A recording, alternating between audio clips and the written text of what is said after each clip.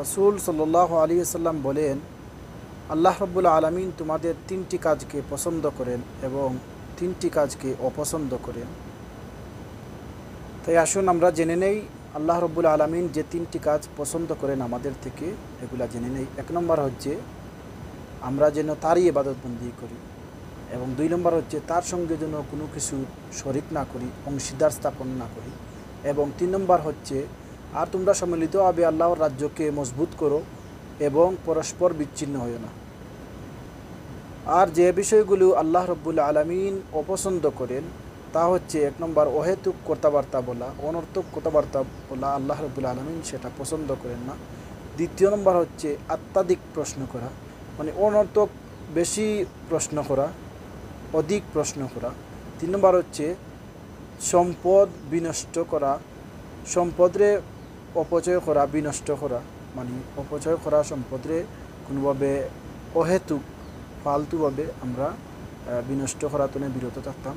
আল্লাহ রাব্বুল আলামিন সেটা পছন্দ করেন না।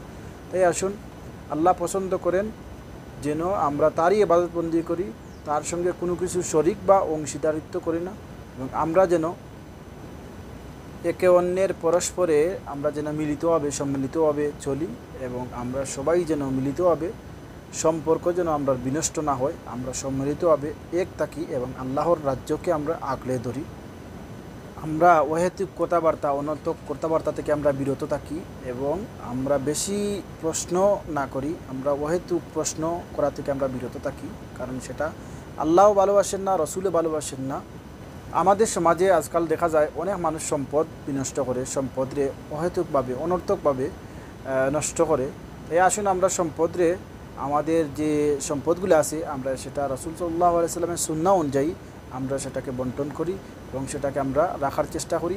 আল্লাহর হুকুম এবং রাসূল সাল্লাল্লাহু আলাইহি সাল্লামের সুন্নত অনুযায়ী আমরা সম্পদকে কাজে লাগাই এবং সম্পদকে যেন আমরা বিনষ্ট না করি।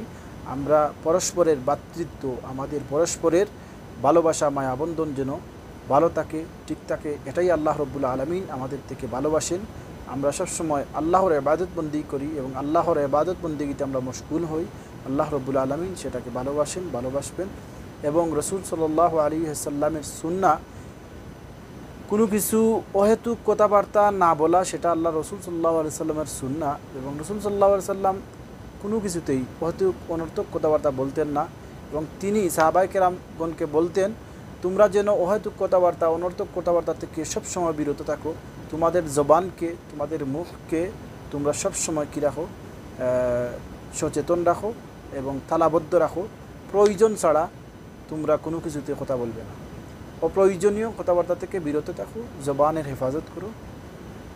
আপনারা ইসলামিক ভিডিওগুলো পেতে আমার চ্যানেলটিতে সবসময় সাবস্ক্রাইব করুন।